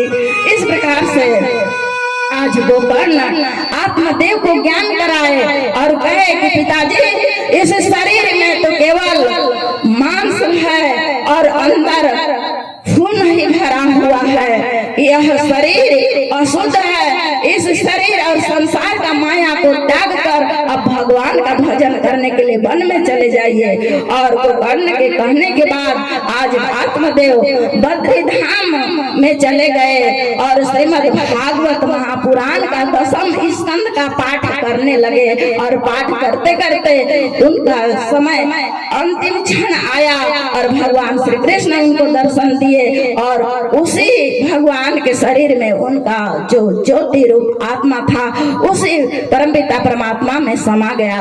बोलिए वृंदावन बिहारी लाल की जय। पिताजी वन को चले गए, अब माता और धुंधकारी हैं। और गोकर्ण भी जब उनके पिता को मार दिए, अपमान किए, तो गोकर्ण बोले कि अब मेरे को घर में नहीं रहना है। गोकर्ण तीर्थ यात्रा में निकल गए। अब इधर माँ बच गई है। वह धुंधकारी एक दिन माता को भी रात में खूब पिटाई किया और अपने प्राण को रक्षा करने के लिए वह माता रात में घर से निकल गई। अंधेरा रात था और एक कुआं में जाकर वहीं गिर गई और उनकी मृत्यु हो गई। बोलिए भक्त और भगवान जब माता पिता दोनों नहीं रह गए, गोकर्ण तीर्थ यात्रा में निकल गए और इधर धुंधकारी स्वतंत्र घर में रहने लगा। और स्वतंत्र रहने लगा तो 5 वेश्याओं को वह अपने घर में ले आया। 5 वेश्याओं को घर में लेकर आया और उनके साथ वह रहने लगा।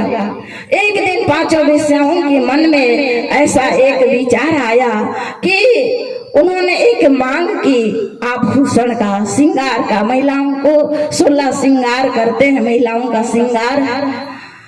आज सभी वेश्याओं ने कुछ कुछ मांग किए, कोई अंगूठी मांगे, कोई पायल मांगे, कोई कान का मांगे, कोई हार मांगे। इस प्रकार से नाना प्रकार का मांग किए। तो धुंधकारी राजा महाराजाओं के नगर में गया और वहां चोरी करके लाया और 5 वेश्याओं को बांट दिया उनके अनुकूल। और जब रात में शयन किए तब पांचों वेश्याओं के मन में विचार आया, ये धुंधकारी राजा महाराजाओं के नगर में जा जाकर चोरी करके लाता है और हम लोगों को प्रसन्न करता है। एक ना एक दिन राजा इनको अवश्य मारेंगे, इनको मृत्यु दंड देंगे, क्यों नहीं, इनका तो एक ना एक दिन इनका मरना निश्चित है। क्यों ना हम मिलकर इसका हम ही लोग मार कर इनको समाप्त कर दें। और पांचों वेश्याओं ने उनके सर गले में रस्सी बांधे और खींचने लगे, परंतु वह धुंधकारी का मृत्यु नहीं हुआ। तब वह आग को जैसे चूल्हा जलाते हैं लकड़ी से और उसमें अंगार होते हैं, तो उस अंगार को उठा कर लाए और धुंधकारी के मुख में डाल दिए और वह तड़प तड़प कर मर गया। बोलिए वृंदावन बिहारी लाल की जय। और जैसे ही धुंधकारी का मृत्यु हुआ और वहां से पांचों वेश्याएं अपने अपने घर को धन संपत्ति बंटवारा करके चले गए। अब उस गांव से किसी ने सूचना दिया गोकर्ण को कि सबका मृत्यु हो गया, छोटा भाई भी मर गए, माँ भी मर गए। गया में जाकर उन्होंने अपने पितरों के लिए वह श्राद्ध क्रिया किए और श्राद्ध क्रिया करने के बाद वह अपने नगर को वापस आए और रात में सो रहे थे गोकर्ण जी, तो वायु रूप वह धारण कर लिया था उसका भाई, प्रेत योनि में चला गया और गोकर्ण को डराने लगा और कभी भैंसा बन जाता, कभी सुअर बन जाता, कभी बाघ बन जाता, कभी शेर बन जाता। इस प्रकार से नाना प्रकार का रूप धारण करके गोकर्ण को डरवाने लगा। तब गोकर्ण मंत्र द्वारा जल से अभिषेचित करके उस पर छिड़काव किए और वह मनुष्य रूप में प्रकट हुआ और कहने लगा कि भैया मैं आपका छोटा भाई धुंधकारी हूँ, मैं अपने ही कर्म के अनुसार प्रेत योनि में चला गया, इसलिए मेरा प्रेत योनि कैसे उद्धार हो उसका उपाय आप बतलाइए। तब गोकर्ण जी बोले कि हे धुंधकारी, इस समय तुम अपने स्थान पर चले जाओ, मैं रात भर कुछ उपाय सोचकर तुझे बतलाता हूँ। इधर गोकर्ण जी रात भर चिंतन मनन करने लगे। मैं तो गया में जाकर धुंधकारी का श्राद्ध कर्म किया था, परंतु इनके आत्मा को कैसे मुक्ति नहीं मिला। इस प्रकार से चिंतन मनन करने लगे। प्रातः काल हुआ सजनों, उन्होंने सूर्य भगवान को आवाहन किया, अपने तप के बल से सूर्य भगवान को आकाश में रोक दिए और कहने लगे कि हे सूर्य नारायण, आप मुझे एक संकट में मैं पड़ा हूँ और उस संकट को आप दूर करें, क्योंकि मेरा भाई धुंधकारी प्रेत योनि में चला गया है और उसका मुक्ति के लिए मैं गया में जाकर उनको श्राद्ध दिया, फिर भी से उनको उनके आत्मा को मुक्ति नहीं मिला, तो कोई उपाय है तो आप बतलाइए। तब सूर्य भगवान कहे कि हे गोकर्ण, आप श्रीमद् भागवत महापुराण का 7 दिन तक उस धुंधकारी को आप सुनाइए और भागवत महापुराण का श्रवण करने से वह मुक्ति हो जाएगा। और आज गोकर्ण जी अपने ही भवन के सामने सुंदर व्यासपीठ बनाए और गांव वालों को निमंत्रण दिए। सभी लोग आ गए, गांव के लोग, और व्यासपीठ पर बैठकर गोकर्ण जी कथा सुनाने लगे। और वह धुंधकारी उस कथा मंडप में आया, वायु का रूप धारण, हवा का रूप धारण करके, और 7 गांठ का बांस वहां पर गड़ा हुआ था, उस बांस के अंदर वह प्रवेश कर गया और प्रवेश किया। जैसे ही पहला दिन का कथा विराम हुआ, आरती के बाद वह बांस का गांठ फट गया और दूसरा दिन कथा हुआ, दूसरा गांठ फटा, तीसरे दिन के कथा में तीसरे गांठ फटा। इस प्रकार से प्रत्येक दिन गांठ फटते गया। 7वें दिवस का कथा आरती के बाद जब कथा विश्राम हुआ तो उस बांस से वह सुंदर रूप धारण करके वहाँ प्रकट हो गए। बोले वृंदावन बिहारी लाल की जय। आइए एक संकीर्तन। हरि मुश्किल मनर तन्ना पाएगा, प्रभु भजन ला नहीं गाएगा। काबर बिरथा जिंदगी गवाए संगी रे हाय काबर बिरथा जिंदगी गवाए भैया गा मुश्किल माना चल पाएगा हरि भजन नहीं गाएगा मुश्किल माना चल पाएगा प्रभु भजन नहीं गाएगा काबर काबर काबर बिरथा जिंदगी गवाए संगी हाय काबर बिरथा जिंदगी गवाए काबर बिरथा जिंदगी गवाए काबर बिरथा जिंदगी गवाए बजाइए ताली। मुश्किल मन चल पाएगा हरि भजन नहीं गाएगा मुश्किल मन चल पाएगा प्रभु भजन नहीं गाएगा काबर काबर काबर बिरथा जिंदगी गवाए हाय काबर बिरथा जिंदगी गवाए काबर बिरथा जिंदगी गवाए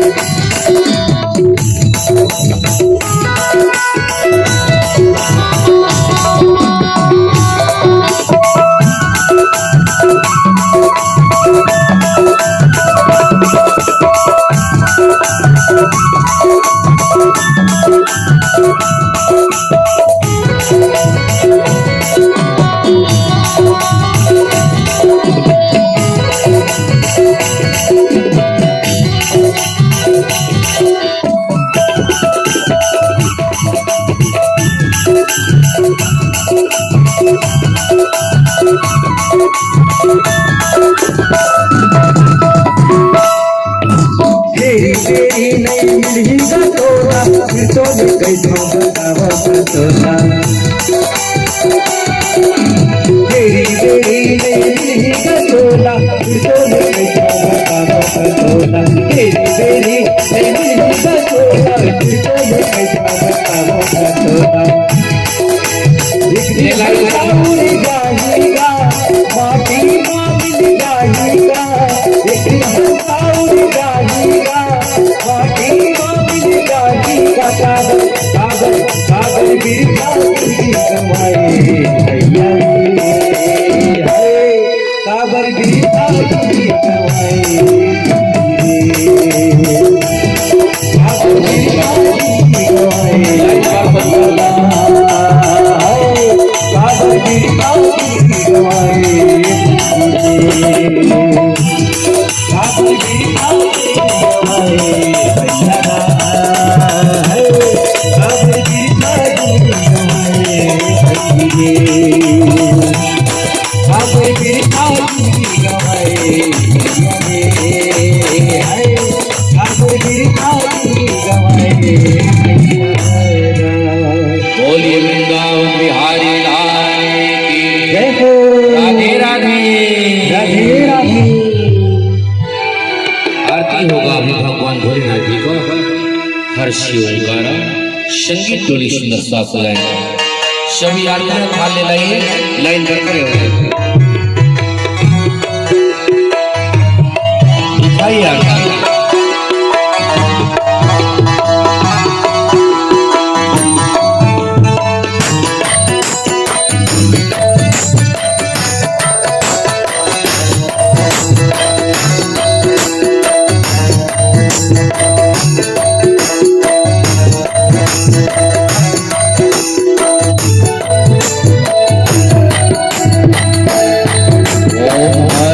शिवाय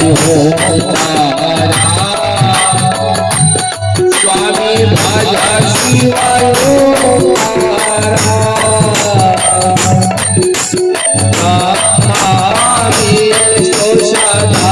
शिव ब्रह्मा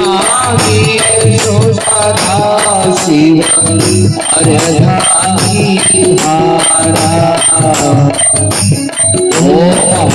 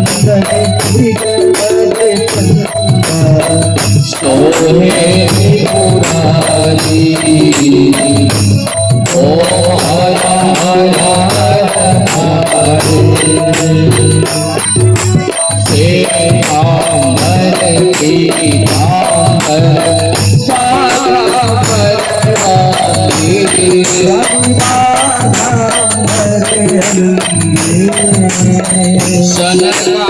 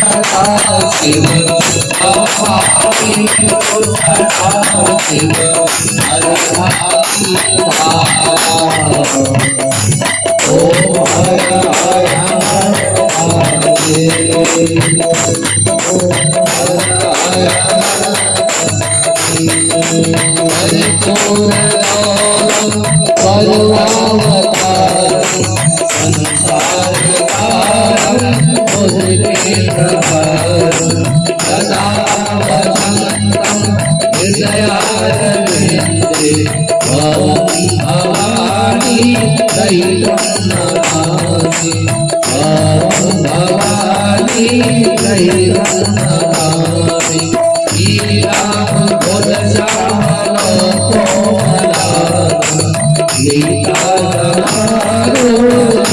जमारो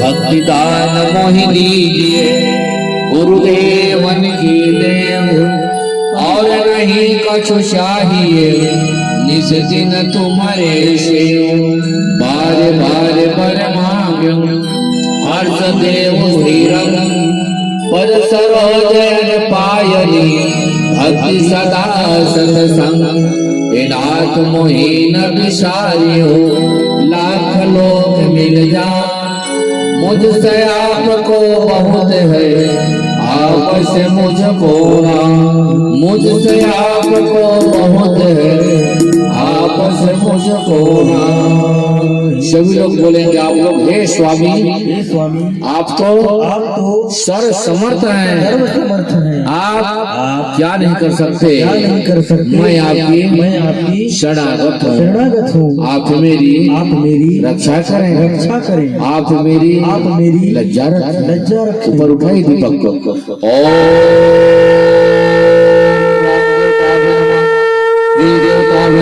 देवता माता पिता पुरखा पंकज जन संपदे कोटि नारायण नमस्ते नमो नमः ओम जदनेन जन्मय जंत देवास्तान धर्मान पितमान्या सन्नाते नाकम महिमानः शचंत जद पूर्वे शाद्या संत देवाः हरि ओम एकदन्ताय विद्महे वक्रतुंडाय धीमहि तन्नो दन्ते प्रचोदयात् हरि ओम कात्यायन्यै च विद्महे कन्याकुमारी च धीमहि तन्नो शक्तिः प्रचोदयात् हरि ओम नारायणाय विद्महे वासुदेवाय धीमहि तन्नो विष्णुः प्रचोदयात् श्रीवन्ति कामकुल चंपक पाटलाब्जे पुण्या गजात करवीर रताल पुष्पे बिलव प्रबाल तुलसी दल मंजरीभिः त्वां पूजयामि परमेश्वर मे प्रसीद त्वमेव माता च पिता त्वमेव बन्धुश्च सखा त्वमेव विद्या द्रविणं त्वमेव सर्वं मम देव देव नाना सुगन्ध पुष्पाणि यथा कालोद्भवानि च पुष्पाञ्जलिर्मया तद्गृहाण परमेश्वर साङ्गाभ्यां परिवाराभ्यां सायुधाभ्यां सशक्तिकाभ्यां भगवद् भक्ताभ्यां श्रीकृष्णचन्द्राभ्यां नमः मंत्र पुष्पाञ्जलिं समर्पयामि गोविंद जय